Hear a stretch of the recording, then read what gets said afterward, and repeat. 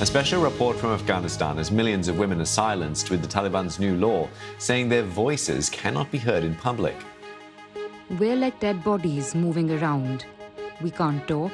We can't do anything. Super Typhoon Yagi leaves a trail of destruction across northern Vietnam, with more than 60 people reported dead. When I left you, I was but the learner. Now I am the master. The voice behind the mask, James Earl Jones, the American actor who voiced Darth Vader and Mufasa, has died at the age of 93. Is this filming? Hello? Hello? And in a personal video message, Catherine, the Princess of Wales, announces her return to some public engagements.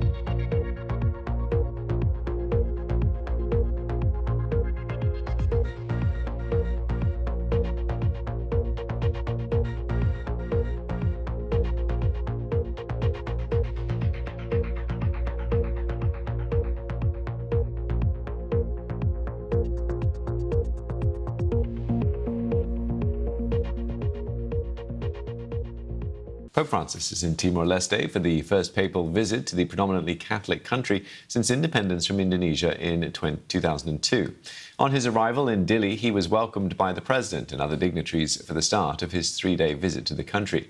Huge crowds lined the streets to welcome Pope Francis as he travelled from the airport in his open-top vehicle.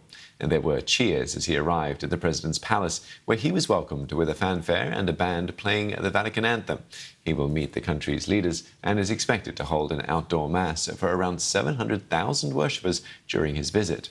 Now, the disgraced Hollywood producer Harvey Weinstein is in intensive care after being rushed to hospital for emergency heart surgery. He was taken from prison to Bellevue Hospital in New York earlier today. And the 72-year-old was convicted of rape and sexual assault in 2020, but those convictions were overturned in April, and he faces a possible retrial later this year.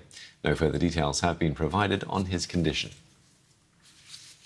Germany has announced temporary controls at all of the country's land borders, which it says is to reduce irregular migration. The move comes a week after the far-right anti-immigration AfD party won a state election for the first time and came second in another.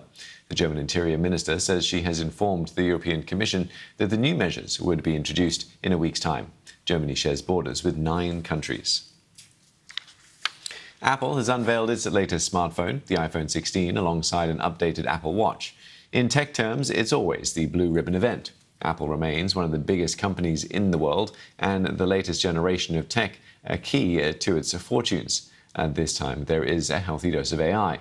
And on the iPhone, a new camera button with autofocus and shutter release that makes it feel a little more like your traditional camera experience. Apple's chief executive, Tim Cook, said the upgrades would push the boundaries of what a smartphone can do. But the firm has tough competition. Other brands have already integrated generative AI features into handsets. A public inquiry begins into how nurse Lucy Letby was able to murder babies at the Countess of Chester Hospital. American voters gear up to watch the 2 main presidential candidates debate head-to-head on live TV. Well, I used to be a Democrat, not no more. I switched to Republican, but I don't really go by that. I go by who says what's better. 5, 4, 3, 2, 1, ignition.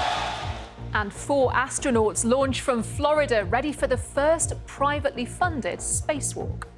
On BBC London, London Fire Brigade bosses insist improvements have already begun following the Grenfell Tower tragedy. Andy Rowe tells a committee following a scathing report into the blaze. The inquest into the death of Steve Diamond. The presenter, Jeremy Kyle, says he has been exonerated after a coroner rules his TV show was not a contributory factor. And Captain Harry Kane warming up the England team ahead of their Nations League match against Finland at Wembley tonight. Also tonight, an ex-footballer is jailed for 14 years after leaving a toddler with life-changing brain injuries. And caught on camera, the London food bank ransacked overnight. Our headlines for you today. More than 1,700 offenders are released from prison early under emergency plans to ease overcrowding in jails. MPs prepare to vote on plans to restrict winter fuel payments to all but the poorest pensioners. The Prime Minister says he knows it's unpopular but believes most pensioners can afford it. But some MPs, unions and many pensioners are deeply opposed. We look at the numbers. I've been waiting for you, Obi-Wan. We meet again at last. American actor James Earl Jones, best known for being the voice of the Star Wars villain Darth Vader, has died at the age of 93. The Telegraph today says the Princess is focusing on staying cancer-free after she released that extraordinary video message, unlike anything we've seen before, isn't it, really? The paper says it was shot in Norfolk last month. Daily Mail front page has a picture of the Princess of Wales resting her head on Prince William's shoulder, as you can see. It says the 3-minute clip was deeply personal.